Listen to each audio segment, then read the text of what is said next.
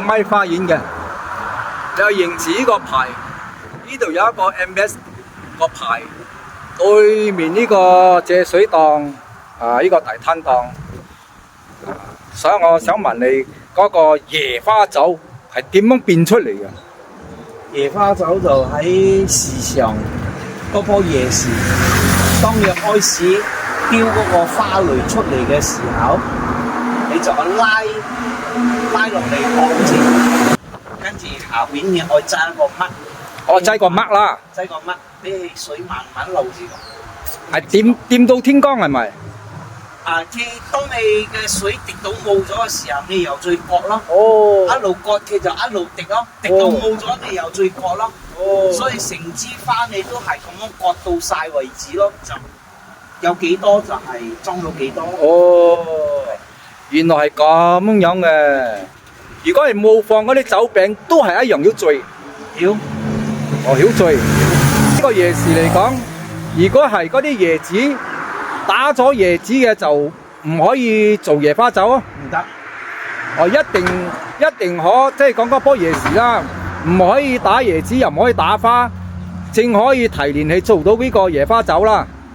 冇錯，當佢呢棵椰樹佢未開花嘅時候，佢先出嗰個花蕾先嘅。係。嗰個花蕾一出嚟嘅時候，係咪就成支咁樣？好似巴冷刀咁樣。係。你就可以將佢拉落嚟噶啦。拉落嚟用繩綁住。箍住啦。箍住，拉住俾佢斜咯。咁樣佢先至你就割咯，下邊你就可以裝咯。水向流住落啊嘛。如果係咁企嘅水流唔到落嚟啊，佢流走咗啊。即係講佢嗰棵樹，佢有呢個椰花酒嘅時候，佢係索起嘅地底嘅水上嚟噶啦。椰樹索水上樹身，佢共運佢嘅葉啦，佢嘅椰子啦，佢嘅花啦，花蕾啦，所以喺由地下索住上。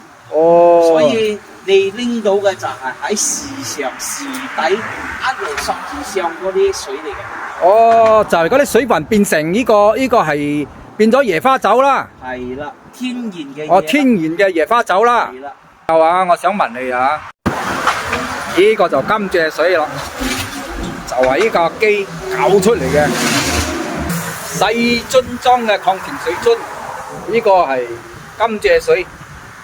就係呢個甘蔗呢架機搞出嚟嘅呢個甘蔗水，呢個椰子檔咧就係呢個老闆。呢個青椰普通係幾錢一粒㗎？6蚊啦，大椰6蚊，細嘅就5蚊。細嘅就5蚊。呢個蔗水就細支礦泉水漿就係5蚊係咪？